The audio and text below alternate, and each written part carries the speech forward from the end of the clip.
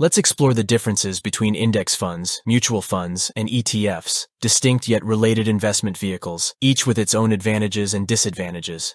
These terms are often used interchangeably, causing confusion among many investors. Each of these vehicles has some key features and flaws that you should pay attention to when choosing one of them. Therefore, it is important to understand the differences between those funds. Now let's begin with mutual funds, which have the longest history among the three. Originating before index funds and ETFs, mutual funds were designed to pool money from various investors to make collective investments. Mutual funds provide three significant benefits. The first is convenience. When you invest in a mutual fund, you gain ownership of numerous stocks bundled together in one package. Rather than purchasing individual stocks separately, a mutual fund allows you to own a diverse portfolio with a single purchase. Without mutual funds, assembling a portfolio of, let's say, 50 different stocks would require 50 separate transactions, incurring trading fees and significant time.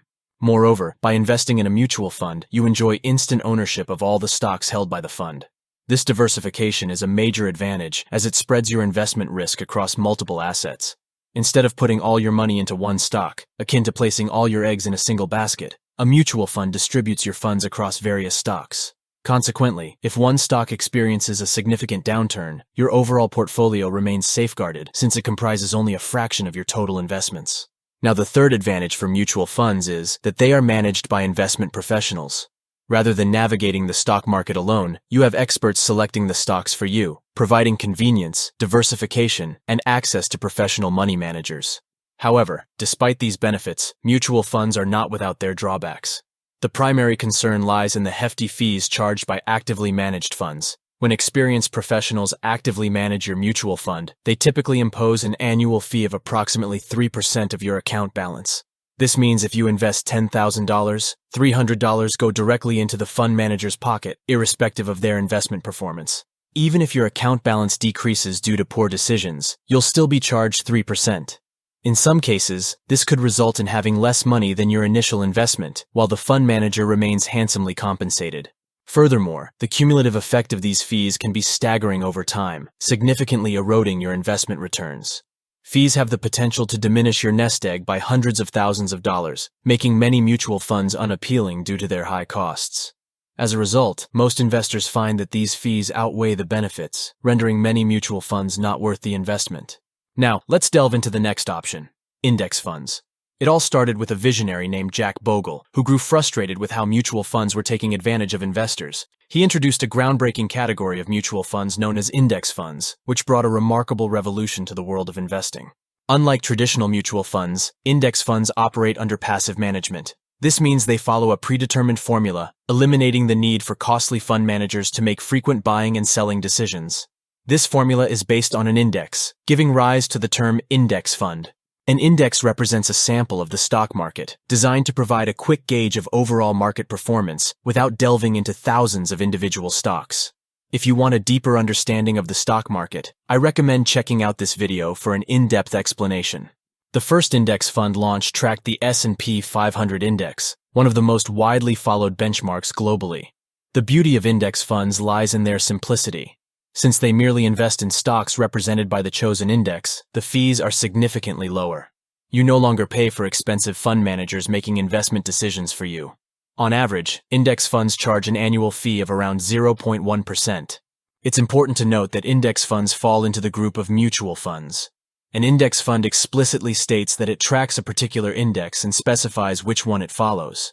For instance, if you visit the Vanguard website and look at their funds, you'll find index fund in the title, making it crystal clear. Similarly, examining the fund's objective will confirm its indexing investment approach, aimed at mirroring the performance of a widely recognized benchmark like the S&P 500 index. On the other hand, if you come across a mutual fund that is not an index fund, the objective will indicate that the fund's advisor independently selects and manages the portfolio of common stocks. This distinction allows you to easily differentiate between index funds and actively managed mutual funds. Also interesting, only 5% of people who watch my videos are actually subscribed, so if you are included in the 95% of viewers who aren't subscribed yet, go ahead and reverse those numbers. It's completely free and helps out a ton. Lastly, feed a like to the algorithm. Now let's discuss the third option. Exchange-traded funds or ETFs share many similarities with index funds, but there's one significant difference. While index funds allow you to buy and sell shares once a day, ETFs offer the flexibility to trade shares whenever the stock market is open. Although ETFs aren't actual stocks, you can trade them just as if they were. Sometimes people use the terms ETF and index funds interchangeably, but they are not the same. If you're considering investing in the S&P 500, you have two options: an S&P 500 index fund or an ETF like this one. The crucial question to ask yourself is whether you truly need the tradability that an ETF provides, or if you're happy with an index fund. The ability to frequently trade ETFs may not contribute to long-term investing success. Watching ETFs fluctuate on a stock chart could lead to impulsive buying and selling, which resembles speculating rather than investing. ETFs can tempt you to make hasty decisions. So why expose yourself to such temptations? Index funds and ETFs are essentially the same, but index funds offer the advantage of not encouraging impulsive trading, thus reducing the temptation of speculating with your money.